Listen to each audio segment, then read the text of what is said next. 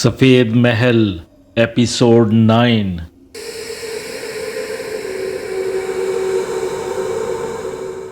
देखते क्या हो, शाह जिन्नात ने उसे डांटा। क्या तुम जानते नहीं कि तुमने क्या किया है? नहीं, कामरान को वाकई कुछ मालूम ना था। अच्छा, शाह जिन्नात ने किसी को इशारा किया, उसे लाओ। चंद लम्हों बाद एक आदमी उसे अपने हाथों पर उठाए आया। वो एक सफ़ेद चादर से ढका हुआ था। उसे शाह जिन्नात के कदमों में रख दिया गया।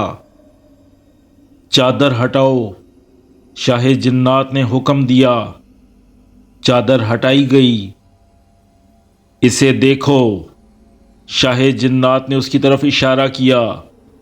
कामरान ने जब उसे देखा तो सन्नाटे में आ गया। उसके सामने एक बच्चे की लाश पड़ी थी, जिसके जिस्म में एक तीर पैवस्त था, और ये तीर कामरान की कमान से निकला हुआ था। कामरान ने अपना तीर तो पहचान लिया, लेकिन उसने ये तीर इस बच्चे पर कब चलाया और क्यों चलाया, ये उसे याद ना था। अब क्या कहते हो? शाह जिन्नात ने सवाल किया। ये तीर ज़रूर मेरा है, इससे मुझे इनकार नहीं, लेकिन ये मेरी कमान से नहीं निकला। मैं इस कदर जालिम नहीं। कामरान ने सफाई पेश की। तुम इस बच्चे के कातिल हो। शाह जिन्नात ने एक एक लफ्ज़ पर जोर देकर कहा। यह शरीर बच्चा अपनी हदूद से निकल कर खेल रहा था। याद कर वो खरगोश का बच्चा, याद आया? इस बच्चे ने उस वक्त खरगोश की शक्ल इख्तियार की हुई थी। तुमने कुछ देर उसका पीछा किया, उसे जिंदा पकड़ लेना चाहा। जब यह तुम्हारे काबू में ना आया और आ भी नहीं सकता था, तो तुमने गुस्से में इस पर तीर चलाया, इसे हलाक कर दिया। अब कहो, क्या अब भी तुम्हें अपने जुर्म की सेहत से इनकार है? नहीं, मैं इकरार कर लेता हूं कि इस खरगोश के बच्चे पर मैंने ही तीर चलाया था, लेकिन खरगोश का बच्चा ही जानकर अगर मुझे इल्म हो जाता कि ये वो नहीं जो दिखाई दे रहा है, तो मैं हरगिज़ तीर ना चलाता। कामरान ने बड़े मुअद्दिबाना अंदाज में कहा। यह सब मुझसे नादानिस्तगी में हुआ। अब आप जो चाहें सज़ा दें, मैं आपका हर हुक्म मानूंगा। तुम पहले इंसान हो जिसने इतनी आसानी से अपने जुर्म का इकरार कर लिया, वरना ये आदमजात तो बड़े झूठे और हठ धर्म वाक़या हुए हैं। शाह जिन्नात का गुस्सा कुछ कम हुआ। इस कत्ल में कुछ हिस्सा मकतूल का भी है। एक तो वो अपनी हदूद में ना था, दूसरे अपने कालिब में ना था। अगर वो अपनी शक्ल और अपने इलाके में रहता तो काहे अपनी जान से हाथ धोता। और आदमजात, तुम्हारा कसूर ये है कि तुमने इस पर तीर चलाते हुए अपनी अक्ल इस्तेमाल ना की। एक छोटा सा जानवर भला किस तरह घोड़ी की पीठ पर सवार हो सकता था? इस कसूर की सज़ा तुम्हें भुगतनी होगी। मैं तैयार हूं, सज़ा मुकर्रर कीजिए। सज़ा इस बच्चे का बाप मुकर्रर करेगा। शाह जिन्नात ने एक शख्स की तरफ इशारा करके कहा, आओ सामने। शाह जिन्नात, आजकल मैं एक मुश्किल में गिरफ्तार हूं। अगर ये आदमजाद इस मुश्किल से मुझे निजात दिला दे तो मैं इसका कसूर माफ़ करने को तैयार हूं। उस शख्स ने कहा। मुश्किल बता, शाह जिन्नात ने हुक्म दिया। मुझे एक आदमजाद ने अपने अमल से अपना गुलाम बना लिया है। वो मुझसे नाजायज़ काम करवाता है। मैं उस आदमजाद से छुटकारा चाहता हूँ। अगर ये आदमजाद मेरी आज़ादी फिर से बहाल करा दे तो मैं ना सिर्फ इसका कसूर माफ़ कर दूंगा, बल्कि ज़िंदगी भर इसका ममनून रहूँगा। वो शख्स शाह जिन्नात से मुखातिब था। बोलो आदमजाद, क्या कहते हो? शाह जिन्नात ने पूछा। मैं तैयार हूं।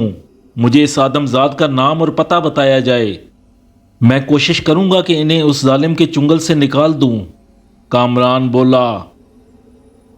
शाबाश, हमें तुमसे यही उम्मीद थी। शाह जिन्नात ने खुश होते हुए कहा। जिस तरह जहर को जहर मारता है, वैसे ही एक आदमजाद का तरियाक आदमजाद ही हो सकता है। जाओ हामना, اس نوجوان آدمزاد کو اپنے ساتھ لے جاؤ اور اسے پورے حالات سے آگاہ کرو۔ ہمیں قوی امید ہے کہ تم بہت جلد خود کو آزاد پاؤ گے۔ ہامنا نے کامران کا ہاتھ پکڑا اور بولا، آؤ میرے ساتھ۔ وہ دونوں بڑے دروازے کی طرف چل دیے۔ سیڑھیاں چڑھتے ہوئے جب کامران نے پیچھے مڑ کر دیکھا تو حیران رہ گیا۔ اب وہاں کوئی نہ تھا، نہ شاہ جنات، نہ لوگ، نہ تخت۔ جانے یہ لوگ چند منٹوں میں کہاں اور کیسے غائب ہو گئے۔ پہلے تو یہ سارے لوگ اس دروازے سے آئے تھے، اب اچانک یہ کس طرح غائب ہو گئے جبکہ اس دروازے کے علاوہ جانے کا کوئی اور راستہ نہیں؟ کامران نے اپنی معلومات میں اضافہ کرنا چاہا۔ یہی تو فرق ہے ہم میں اور تم میں، ہامنا نے کہنا شروع کیا۔ تم لوگ خاکی ہو، مٹی سے بنائے گئے ہو، ہم آتشی ہیں، آگ سے ہمارا خمیر اٹھا ہے۔ ہمیں ہمارے بنانے والے نے زمان و مکان کی قید سے آزاد رکھا ہے۔ ہم جب چاہیں جہاں چاہیں پلک چپکتے جا سکتے ہیں، جو شکل چاہیں اختیار کر سکتے ہیں، لیکن آدم ذات کو بنانے والے نے زمان و مکان کی قید میں رکھا ہے اور ایک ہی صورت عطا کی ہے۔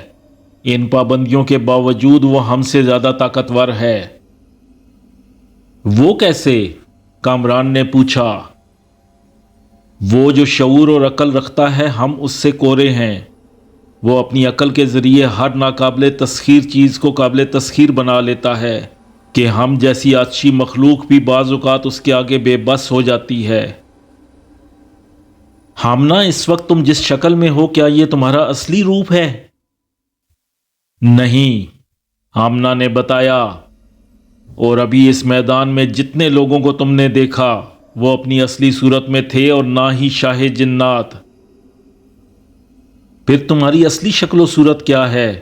کیا تم مجھے دکھانا پسند کرو گے؟ نہیں، ہم اپنی اصلی صورت میں اپنی مخلوق کے سامنے ہی آ سکتے ہیں۔ کسی غیر مخلوق کو اپنی اصل شکل دکھانے کی اجازت نہیں ہمیں۔ کیوں؟ کامران نے پوچھا۔ اس سے زیادہ میں نہیں جانتا کہ یہ شاہ جنات کا حکم ہے۔ ہامنا، کیا یہ ممکن ہے کہ تم مجھے اپنی بستی میں لے چلو؟ میں دیکھنا چاہتا ہوں کہ تم لوگ کس طرح رہتے ہو۔ نہیں، یہ ممکن نہیں۔ کسی آدم ذات کا ہماری بستی میں گزر بہت مشکل ہے۔ پھر اس وقت ہم کہاں چل رہے ہیں؟ میں تمہیں اپنی بستی سے دور ایک غار میں لیے چلتا ہوں، وہاں آرام سے بیٹھ کر باتیں کریں گے۔ اب چلنے کے لیے تیار ہو جاؤ، میں تمہارا ہاتھ پکڑ لیتا ہوں، تم ذرا اپنی ٹانگوں پر مضبوطی سے کھڑے ہو جاؤ۔ ہامنا نے اسے سمجھایا۔ وہ دونوں چلتے چلتے رک گئے۔ ہامنا نے منہ ہی منہ میں کچھ پڑھا اور مضبوطی سے کامران کا ہاتھ تھام لیا۔ کامران نے ایسا محسوس کیا جیسے اس کی کلائی کو تپتے لوہے کے شکنجے میں جکڑ دیا گیا ہو۔ ہامنا کے کلائی پکڑتے ہی وہ دونوں ہوا میں بلند ہونے لگے۔ یہ اڑان چند منٹوں سے زیادہ کی نہ تھی۔ جب وہ زمین پر دوبارہ واپس آئے تو کامران نے خود کو ایک غار کے دہانے پر پایا۔ آؤ اندر، ہامنا نے اسے اپنے پیچھے آنے کا اشارہ کیا۔ کامران کا اندھیرے میں چلنا بہت مشکل تھا۔ وہ دھیرے دھیرے آگے بڑھا جبکہ ہامنا تیزی سے آگے بڑھ گیا۔ شاید تاریکی اس کی راہ میں حائل نہ تھی۔ ہامنا! کامران ایک پتھر سے ٹکرایا تو چیخا۔ آؤ نا! ہامنا نے پیچھے پلٹ کر کہا۔ آؤں کیسے؟ راستہ سجھائی نہیں دے رہا۔ کامران نے بے بسی ظاہر کی۔ اوہ، یہ تو مجھے خیال ہی نہیں رہا کہ میرے ساتھ ایک آدم ذات بھی ہے جسے صرف دن کی روشنی میں دکھائی دیتا ہے۔ ہامنا پلٹ کر واپس آیا۔ پھر اس نے کامران کا ہاتھ پکڑ لیا اور بولا، بس چلے آؤ۔ غار میں باہر کے مقابلے میں اور بھی زیادہ اندھیرا تھا، اتنا گھور اندھیرا کہ آنکھیں کھلنی مشکل تھیں۔ کامران آنکھیں بند کیے ہامنا کے سہارے آگے بڑھ رہا تھا۔ آگے جا کر اس کی بند آنکھوں نے روشنی کا پتہ دیا۔ اس نے آنکھیں کھولیں تو غار کو منور پایا۔ کامران نے چاروں طرف نظریں دوڑا کر روشنی کا ذریعہ معلوم کرنا چاہا کہ روشنی کدھر سے آ رہی ہے اور کس چیز کی ہے، لیکن ناکام رہا۔ ہامنہ کامران کو کھڑے رہنے کا اشارہ کر کے غار میں بنے ایک سوراخ میں چلا گیا۔ کچھ دیر بعد نکلا تو اس کے ہاتھ میں لپٹا ہوا قالین اور گاؤ تکیا موجود تھا۔ اس نے قالین بچھا کر گاؤ تکیا اس پر جمایا اور کامران سے کہا، آؤ بیٹھو۔ کامران آرام سے آلتی پالتی مار کر قالین پر بیٹھ گیا تو ہامنہ نے پوچھا، بولو کیا کھاؤ گے؟ تم لوگ جو کھاتے ہو وہی، کامران نے کہا۔ ہمارا کھانا انسانوں سے بالکل مختلف ہوتا ہے، وہ تم نہیں کھا سکو گے۔ پھر مجھے انسانوں والا ہی کھانا کھلا دو۔ ابھی لو۔ یہ کہہ کر ہامنہ نے اپنے دونوں ہاتھ آگے پھیلائے اور بیٹھے بیٹھے غائب ہو گیا۔ کچھ دیر کے بعد وہ واپس آیا تو اپنے ساتھ انواع و اقسام کے کھانے لایا اور اس کے سامنے رکھتا ہوا بولا، لو کھاؤ۔ سارے کھانے ایک دم گرم اور بے حد مزیدار تھے۔ کامران کا 2 دن سے خشک میووں اور اسی طرح کی الا بلا چیزوں پر گزارا تھا۔ اب کھانا سامنے آیا تو اس کی بھوک ایک دم چمک اٹھی۔ وہ سائری دیوتا کا نام لے کر کعبوں پر ٹوٹ پڑا۔ ہامنہ اسے بڑی دلچسپی سے کھانا کھاتے ہوئے دیکھتا رہا۔ کھانے سے فارغ ہو کر کامران نے اپنے پیٹ پر ہاتھ پھیرا اور لمبی ڈکار لیتے ہوئے بولا، ہاں ہامنہ اب سناؤ۔ بس کیا سناؤں اے آدم زاد؟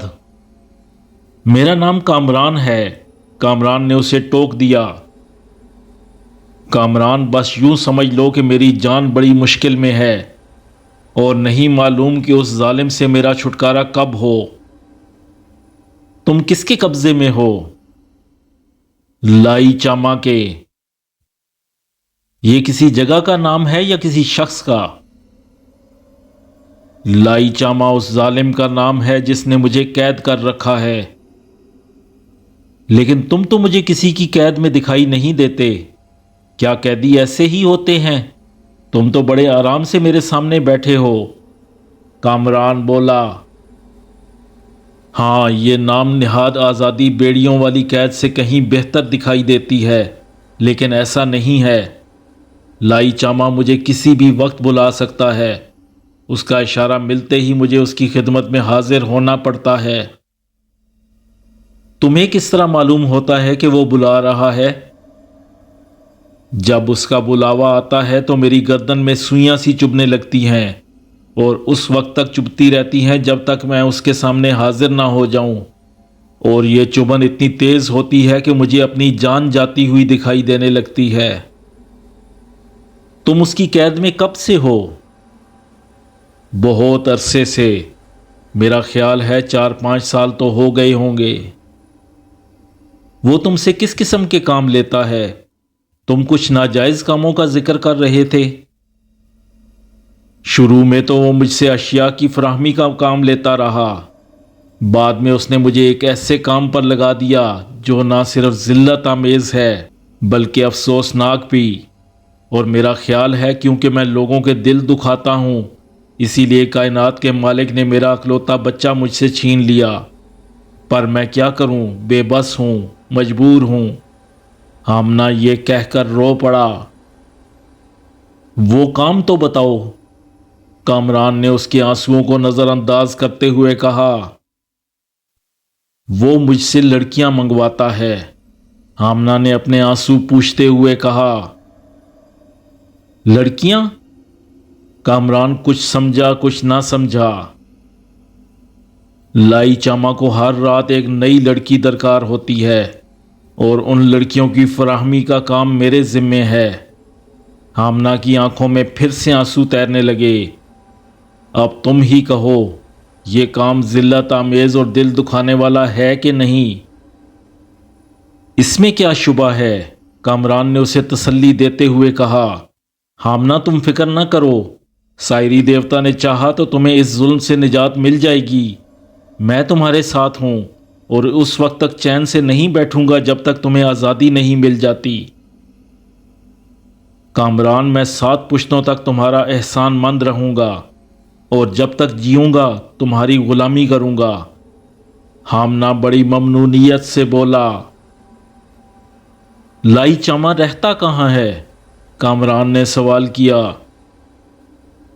لائی چاما یہاں سے مغرب کی طرف روپچا نامی بستی میں رہتا ہے۔ تم مجھے بستی تک پہنچا سکتے ہو؟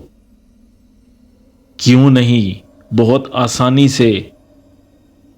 اچھا، اگر میں گھوڑی پر سوار ہو کر جاؤں تو کتنے دن میں وہاں پہنچوں گا؟ تقریباً 4 دن۔ اور تم مجھے کتنی دیر میں پہنچا دو گے؟ صرف چند لمحوں میں۔ ٹھیک ہے، پھر میں وقت ضائع کیوں کروں؟ تم مجھے وہاں تک پہنچا دو، لیکن میری گھوڑی کے ساتھ۔ میں تیار ہوں۔ مجھے وہاں پہنچانے سے پہلے ایک کام کرو، مجھے کچھ ہیرے لا دو۔ میں ہیروں کے سوداگر کی حیثیت سے روپچا میں داخل ہونا چاہتا ہوں۔ ٹھیک ہے، تم آرام کرو، میں ہیرے لے کر آتا ہوں۔ یہ کہہ کر ہامنہ نے اپنے دونوں ہاتھ آگے پھیلائے اور غائب ہو گیا۔ کامران ہامنہ کے جانے کے بعد قالین پر آرام سے لیٹ گیا۔ تھکا ہوا تو تھا ہی، اوپر سے کھانا ضرورت سے زیادہ کھا لیا تھا۔ لیٹتے ہی نیند کی آغوش میں چلا گیا۔ جانے وہ کتنی دیر سویا۔ ہامنہ آیا تو اس نے کامران کے کندھے کو ہلا کر اٹھایا۔ کامران ہڑبڑا کر اٹھ بیٹھا۔ لے آئے؟ کامران نے اپنی آنکھیں ملتے ہوئے پوچھا۔ ہاں، پہلے یہ دیکھو۔ ہامنہ نے اپنی بغل سے ایک خوبصورت سا لباس نکال کر اس کی آنکھوں کے سامنے لہرایا۔ یہ تم نے بہت اچھا کیا، لباس بھی لے آئے۔ میرا لباس کافی میلا ہو گیا تھا۔ لاؤ، وہ ہیرے کہاں ہیں؟ کامران نے لباس اس کے ہاتھ سے لے لیا۔ ہامنہ نے کمر سے بندھی ایک مخملی تھیلی نکال کر کامران کے سامنے کی۔ یہ لو، دنیا کے بیش قیمت ہیرے۔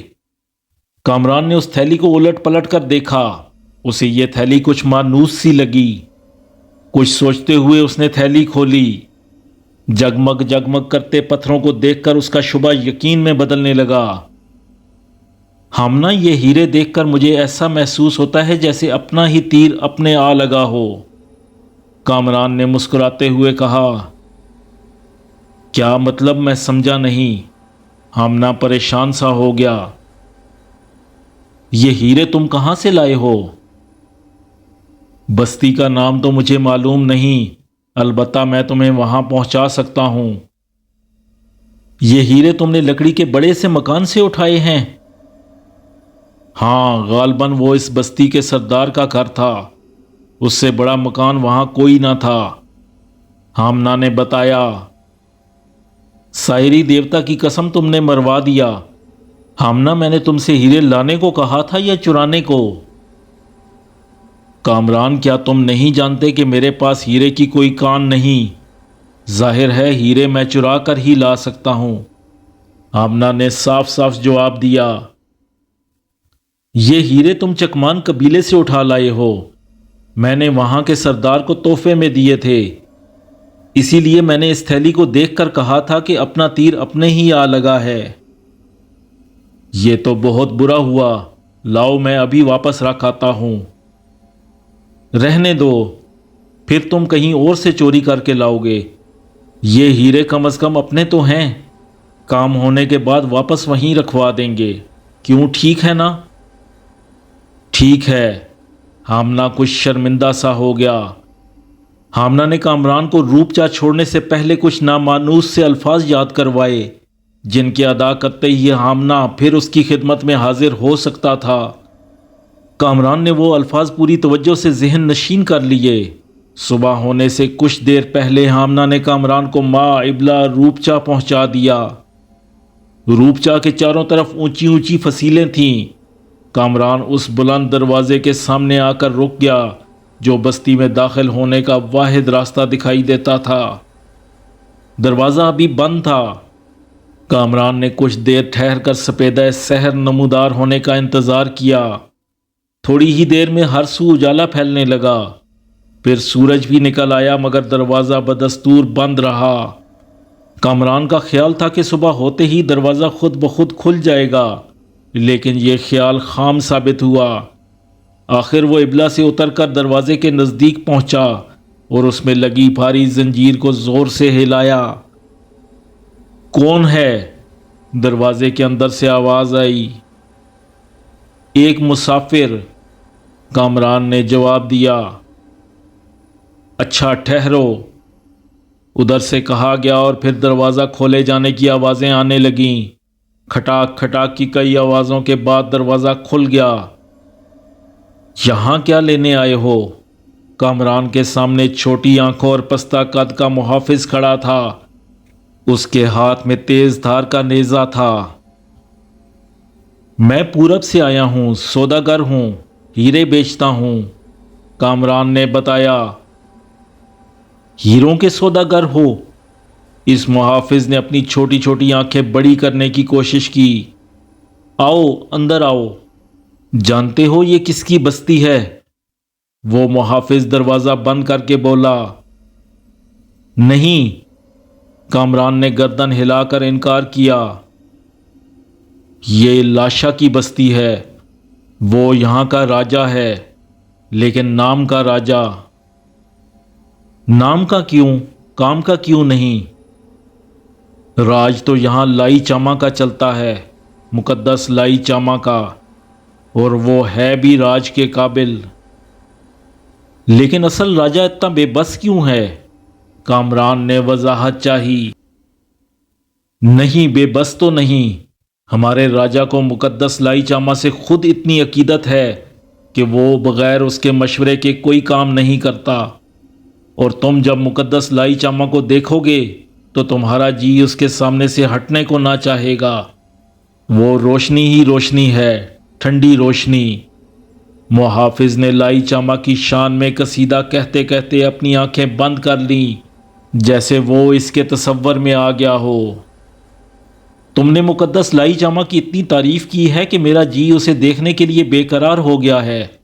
बताओ मैं उससे कैसे मिल सकता हूं?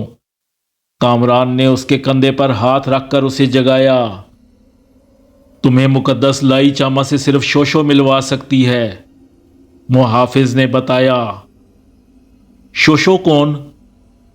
इस बस्ती की सबसे दिलचस्प औरत और इस बस्ती की वाहिद सराय की मालिका। मुहाफिज ने शोशो का गायबाना तारफ करवाया। फिर तो मैं वहां ठहर भी सकता हूं। हाँ, क्यों नहीं, वो तुम्हारा खास ख्याल रखेगी। उसे तुम जैसे जवानों से निमटना खूब आता है। उससे जाकर मेरा नाम लेना, कहना ताई शेख ने तुम्हें भेजा है। वो ना सिर्फ तुम्हें मुकद्दस लाई चामा से मिलवा देगी, बल्कि तुम्हारे आराम का भी हर तरह से ख्याल रखेगी। मुहाफिज ने मुस्कुराते हुए कहा, और उसे ये बताना हरगिज ना भूलना कि तुम हीरों के सौदागर हो। ठीक है, मैं चलता हूं। ये कहकर कामरान ने जस्त लगाई और इबला की पीठ पर बैठ गया।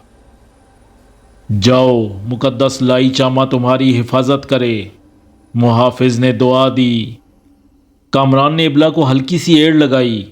इबला आहिस्ता रवी से चलने लगी। कामरान इधर उधर देखता फालता आगे बढ़ने लगा। उसे रास्ते में जितने मर्द और औरतें नजर आईं, उनमें खूबसूरती नाम को ना थी।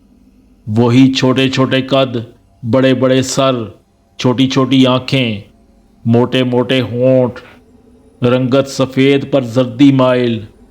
आम जिस्मानी सेहत भी कोई ख़ास ना थी, ऐसे ही ढीले ढाले जिस्म।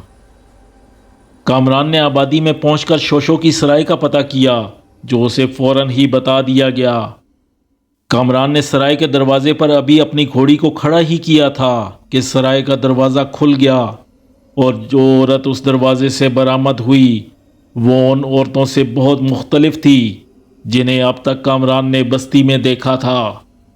कद तो उसका भी छोटा ही था, लेकिन सर और जिस्म उसका बड़ा मुतनासिब था। आंखें कदरे बड़ी और गलाफी, होंठ भरे भरे, दहाना छोटा और नाजुक। वो उसे देखकर मुस्कुराई और मस्ताना चाल चलती उसकी तरफ बढ़ी। वो वाकई दिलचस्प औरत थी और उसे शोशो ही होना चाहिए था। शोशो हो तुम? कामरान ने अपनी तरफ बढ़ते हुए तस्दीक चाही। मैं तो खैर शोशो हूं, पर तुम कौन हो? शोशो ने एक अदा से कहा। हीरों का सौदागर, कामरान ने अपना तारफ करवाया। हीरों का सौदागर? शोशो की आंखें कदरे और बड़ी हो गईं। हाँ, मैं हीरों का सौदागर हूँ। मेरे पास दुनिया के बेशकीमत हीरे मौजूद हैं और मैं पूरब से आया हूँ। क्या तुम्हारी सराय में मुझे चंद दिन क़याम की जगह मिल सकती है? कामरान इबला से उतरते हुए बोला। सराय तो बहुत छोटी है नौजवान सौदागर। शोशो ने अपने दोनों हाथ सीने पर रखते हुए कहा। हम तुम्हें अपने दिल में जगह देने को तैयार हैं। तुम्हारा दिल सराय से भी बड़ा है क्या? कामरान ने खुश दिली से कहा। सराय तो कुछ नहीं, मेरे दिल में तो पूरी कायनात समा सकती है। शोशो हंसते हुए बोली। तुम्हारे बारे में ताई शेख ने ठीक ही कहा था कि तुम वाकई इस बस्ती की सबसे दिलचस्प औरत हो। और ताई शेख के बच्चे ने तुमसे क्या कहा? उसने ये भी कहा कि तुम मुकद्दस लाई चामा से मुझे आसानी से मिलवा सकती हो। क्या तुम मुकद्दस लाई चामा से मिलना चाहते हो? हाँ, कामरान ने ख्वाहिश जाहिर की। लेकिन क्यों? सवाल हुआ। इस बस्ती में आकर अगर मुकद्दस लाई चामा की ज़ियारत ना की तो फिर क्या किया? कामरान ने बड़ी अकीदतमंदी से कहा। अच्छा, मैं कोशिश करूंगी, शोशो ने जवाब दिया। फिर उसने सराय के दरवाजे की तरफ मुंह करके जोर से आवाज दी। लोचा। थोड़ी देर में दरवाजे से एक बदसूरत सा आदमी भागकर अंदर आया और शोशो के सामने हाथ बांधकर खड़ा हो गया। जाओ, ये घोड़ी ले जाओ और इसकी देखभाल करो, शोशो ने हुक्म दिया। उस बदसूरत मुलाजिम ने इबला की लगाम थाम ली और उसे एक तरफ लेकर चला गया। आओ नौजवान सौदागर, तुम मेरे साथ आओ, तुम्हारी देखभाल मैं करती हूँ। शोशो दरवाजे की तरफ बढ़ती हुई बोली। लंबे सफ़र से आए हो, पहले नहा लो, फिर खाने पीने की बात चलेगी। बहुत खूब। कामरान उसके साथ सीढ़ियाँ चढ़ने लगा। कामरान जब नहा धोकर गुसल खाने से बाहर निकला तो सुबह का नाश्ता बिल्कुल तैयार था। आ जाओ नौजवान सौदागर, नाश्ता एकदम ताज़ा है, शोशो ने उसे देखते ही कहा। मेरा नाम कामरान है। कामरान उस छोटी सी चौकी पर बैठते हुए बोला। कामरान, ये क्या नाम हुआ भला? शोशो ने अपनी छोटी सी नाक चढ़ाते हुए कहा।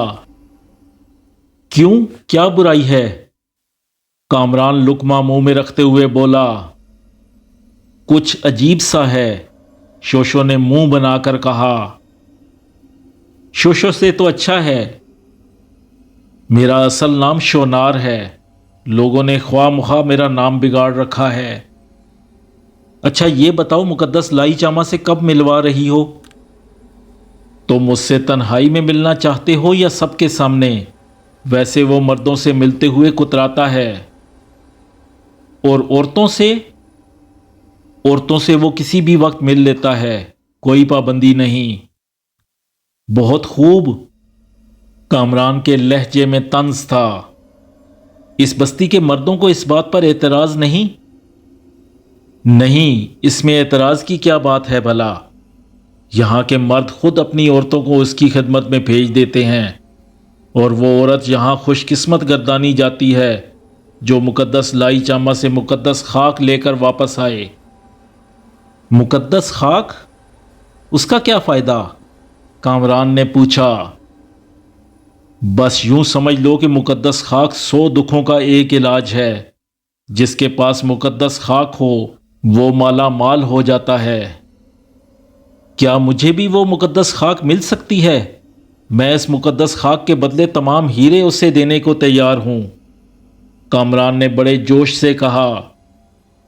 मुकद्दस लाई चामा को हीरे जवाहरात की ज़रूरत नहीं, वो बेलोस है, कहीं उससे मिलकर ऐसी अहमकाना पेशकश न कर देना, शोशो ने तंबीह की। फिर मुझे मुकद्दस खाक कैसे मिलेगी? मुकद्दस खाक मांगने से नहीं मिलती, वो जिसे चाहता है दे देता है। मिलनी होती है तो पहले ही दिन मिल जाती है, वरना बरसों नहीं मिलती। खैर, हम भी किस्मत आजमा कर देखेंगे, कामरान ने उठते हुए कहा। ضرور، میں تمہیں کل ہی لے چلوں گی۔ ناشتے کے بعد کامران بستی میں گھومنے کے لیے نکل گیا۔ وہ دوپہر تک بستی میں گھومتا رہا۔ وہ جدھر بھی نکل جاتا لوگ اسے دیکھنے کے لیے کھڑے ہو جاتے۔ اس بستی کی عورتوں کے لیے وہ بطور خاص توجہ کا مرکز بنا رہا۔ ایسا خوبصورت قداور نوجوان بستی کی عورتوں نے بھلا کہاں دیکھا تھا۔ دوپہر کے کھانے کے بعد اس نے سرائے میں آرام کیا اور شوشو سے باتیں کی، اسے ہیرے دکھائے۔ رات ہوتے ہی شوشو نے اس کے لیے ایک آرام دہ بستر لگا دیا اور کمرے میں چراغ جلا کر چلی گئی۔ دن میں آرام کر لینے کی وجہ سے رات کو بڑی دیر میں اس کی آنکھ لگی۔ وہ کروٹیں بدلتا رہا اور چاندکا کو یاد کرتا رہا۔ پھر جانے کب اسے نیند نے آ گھیرا۔ سوتے سوتے اچانک اس نے ایسا محسوس کیا جیسے کسی نے اس کے بازو میں کاٹ لیا ہو۔ وہ ہڑبڑا کر اٹھ بیٹھا۔ اس نے پریشان ہو کر اپنے بازو کی طرف دیکھا تو دیکھتا ہی رہ گیا۔ ایک نیزے کی نوک اس کی بازو میں گھسی ہوئی تھی اور اس کے چاروں طرف 6-7 خوفناک صورتوں والے آدمی کھڑے تھے۔ ہر ایک کے ہاتھ میں تیز دھار کا نیزہ تھا اور ہر نیزے کی نوک اس کی طرف اٹھی ہوئی تھی۔ بڑی ادا سے مستانہ چال چلتی ہوئی وہ کامران کے بستر کے نزدیک آ کر بولی، کامران، اگر زندگی چاہتے ہو تو تمام ہیرے میرے حوالے کر دو۔